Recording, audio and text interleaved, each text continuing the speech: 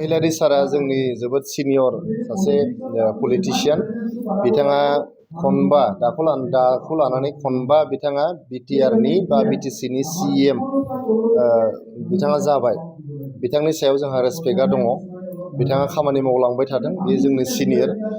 जोङो रायजो राजाफोरखौ बेखौसो खावलायनो लुबैदों। नोंथांमोना दिनै जोंनि सरकारनि हेंथायै भट होनानै हाग्रामा महिलारि सारनि दैदेननाय बिपिएफ सरकारखौ बिटिआरआव नोंथांमोना थिसनबाय, सरकार थिसनबाय।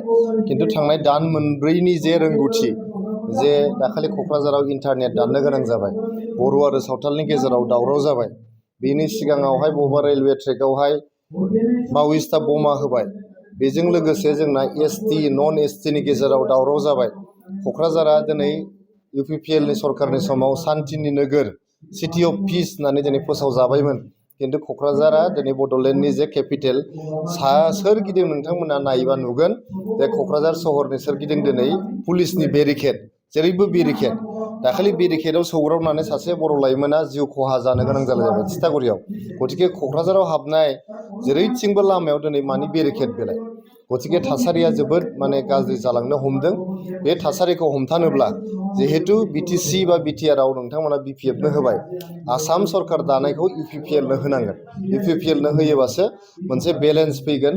बेलेन्स फैयोबासो जोंनि बड'लेण्ड ओनसोलनि थासारिया मोजां जागोन। दिनैहाय जोंनि बड'लेण्ड ओनसोलाव जे माबा फुजानि मुङाव, माबा फुटबल खेलानि नामाव, भलिबल खेलानि नामाव मेला फाथि दिनै जुवा गेलेहोनायनि जे हारिमु मोनसे गोदान सोरजिफिनदों। गोदान नङा, 2020 मायथाइसिम दंखायोमोन। बेखौ इउपिपिएल सरकारा फोजोबजोब्बायमोन। दिनै 2025 मायथाइयाव बिपिएफ सरकार फैग्रोमोना जे गाज्रि मोनसे मेला आरो जुवानि हारिमु जे फैदों, बियो जोंनि इयुननि थाखाय मोजां नङा, जोंनि लाइमोनफोरनि थाखाय मोजां नङा। आंहाबो गथ' गथाय दं, बयहाबो गथ' गथाय दं, बिदा फंबाय दं।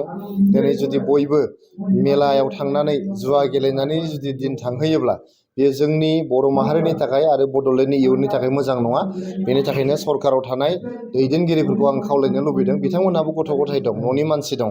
जोङो समाजखौ मोजाङै लाखिनांगोन। जोङो मोनसे आब्रुथि गोनां समाज दानांगोन, गियान गुन गोनां मोनसे समाज जों दानांगोन। ओंखायनो आं बिपिएफ हान्जानि दैदेनगिरिफोरखौ खावलायहरदों जाहाथे बेफोर हारिमुखौ फोजोबनायाव बिथांमोना इउपिपिएलखौ मदद होयो।